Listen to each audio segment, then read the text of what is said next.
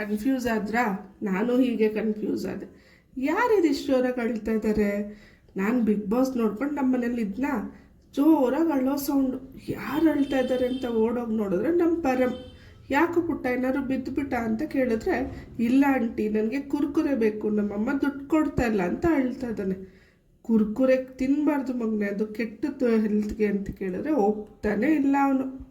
ನಿಮ್ಗಳಿಗೆಲ್ಲ ಗೊತ್ತಲ್ವಾ packet food ನಮ್ಮ ಮಕ್ಕಳಿಗೆ ಎಷ್ಟು ಹಾನಿಕಾರಕ ಅಂತ.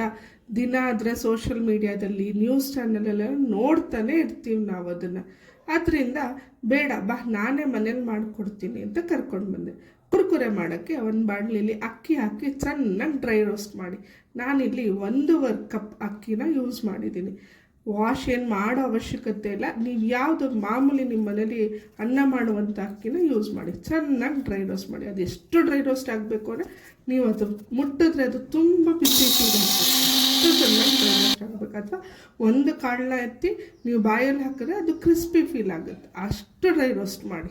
ಡ್ರೈ ರೋಸ್ಟ್ ಆಗಿರುವಂಥ ಅಕ್ಕಿನ ಒಂದು ಬ್ಲೆಂಡರ್ಗೆ ಹಾಕಿ ಬ್ಲೆಂಡ್ ಮಾಡ್ಕೊಳ್ಳಿ. ನೈಸ್ ಪೌಡ್ರ್ ಮಾಡ್ಕೊಳ್ಳಿ. ಆ ಪೌಡ್ರನ್ನ ಒಂದು ಬೌಲಿಗೆ ಹಾಕಿ 1 ಕಪ್ ಕಾರ್ನ್ಫ್ಲವರ್, 1 ಕಪ್ ಕಡಲೆ ಹಿಟ್ಟನ್ನ ಹಾಕಿ ಮಿಕ್ಸ್ ಮಾಡಿಕೊಡಿ. ನಾನು ಫಾರ್ ಎ ಚೇಂಜ್ ಕಡಲೆ ಹಿಟ್ಟು ಬದಲಿ MTR ರೆಡಿ ಬೋಂಡಾ ಮಿಕ್ಸ್ ಬರುತ್ತಲ್ಲ ಅದನ್ನು ಯೂಸ್ ಮಾಡಿದ್ದೀನಿ. ಇದನ್ನು ಏನಕ್ಕೆ ಯೂಸ್ ಮಾಡಿದ್ದೀನಿ ಅಂದರೆ ಸ್ವಲ್ಪ ಕುರ್ಕುರೆ ಕಲರ್ ಕೊಡುತ್ತೆ. ಇದು ಕಡಲೆ ಹಿಟ್ಟಲ್ಲಿ ಯೂಸ್ ಮಾಡಿದ್ರೆ ಯೆಲ್ಲೋಯಿಶ್ ಕಲರ್ ಕೊಡುತ್ತೆ. ಅದರಿಂದ ನಾನು ಅದನ್ನು ಯೂಸ್ ಮಾಡಿದ್ದೀನಿ. ಇದಕ್ಕೆ ಸ್ವಲ್ಪ ಉಪ್ಪು, ಜೀರಿಗೆ ಹಾಕಿ ಮಿಕ್ಸ್ ಮಾಡ್ಕೊಳ್ಳಿ. ಇದ್ರ ಜೊತೆಗೆ ಒಂದು ಬಾಣಲಿ ನೀಡಿ ಅದರಲ್ಲಿ ಸ್ವಲ್ಪ ನೀರು ಹಾಕಿ ಸ್ವಲ್ಪ ಏನು ಮಿಕ್ಸರ್ ರೆಡಿ ಮಾಡ್ಕೊಂಡಿರ್ತೀವಿ ಅದನ್ನು ಹಾಕಿ ಮಿಕ್ಸ್ ಮಾಡಿ 1 ಕುದಿ ಬಂದಮೇಲೆ ಈ ಎಲ್ಲ ಪೌಡ್ರನ್ನು ಅದಕ್ಕೆ ಹಾಕಿ 1 ಟೀಸ್ಪೂನಲ್ಲಿ ಮಿಕ್ಸ್ ಮಾಡಿ 2 ನಿಮಿಷ ಮಿಕ್ಸ್ ಆದಮೇಲೆ ಸ್ಟವ್ ಆಫ್ ಮಾಡಿ ಮುಚ್ಚಿಟ್ಟು ಹಬೆಯಲ್ಲಿ ಚೆನ್ನಾಗಿ ಬೇಯಲಿ.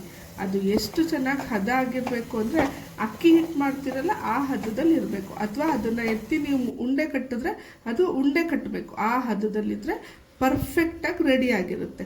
ಇದನ್ನು ಚಿಕ್ಕ ಚಿಕ್ಕ ಉಂಡೆ ಮಾಡಿ ಕುರ್ಕುರೆ ಶೇಪ್ ಕೊಟ್ಕೊಳ್ಳಿ. ಅದೇ ಟೈಮ್ಗೆ ಒಂದು ಬಾಣಲಿಲಿ ಎಣ್ಣೆ ಹಾಕಿ ಅದು ಚೆನ್ನಾಗಿ ಬಿಸಿ ಆದಮೇಲೆ ಇದೇನು ನೀವು ರೆಡಿ ಮಾಡಿ ಇಟ್ಕೊಂಡಿರ್ತೀರ ಕುರ್ಕುರೆ ಶೇಪ್ದು ಅದನ್ನು ಅದಕ್ಕೆ ಹಾಕಿ ಡೀಪ್ ಫ್ರೈ ಮಾಡಿ.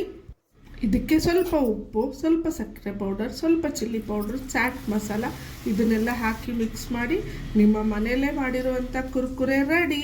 ಇದು ಎಷ್ಟು ಕ್ರಿಸ್ಪಿಯಾಗಿತ್ತು ಅಂದರೆ ಇದನ್ನು ಕಟ್ ಮಾಡಿದ್ರೆ ಒಳ್ಳೆ ಸೌಂಡ್ ಬರ್ತಿತ್ತು ಮತ್ತು ಒಳಗಡೆಯಿಂದ ಚೆನ್ನಾಗಿ ಬೆಂದಿತ್ತು. ನೋಡಿ ಇದು ಕೊಟ್ಟಿದ ತಕ್ಷಣ ನಮ್ಮ ಪರಂ ಏನಂದ ಅಂತ.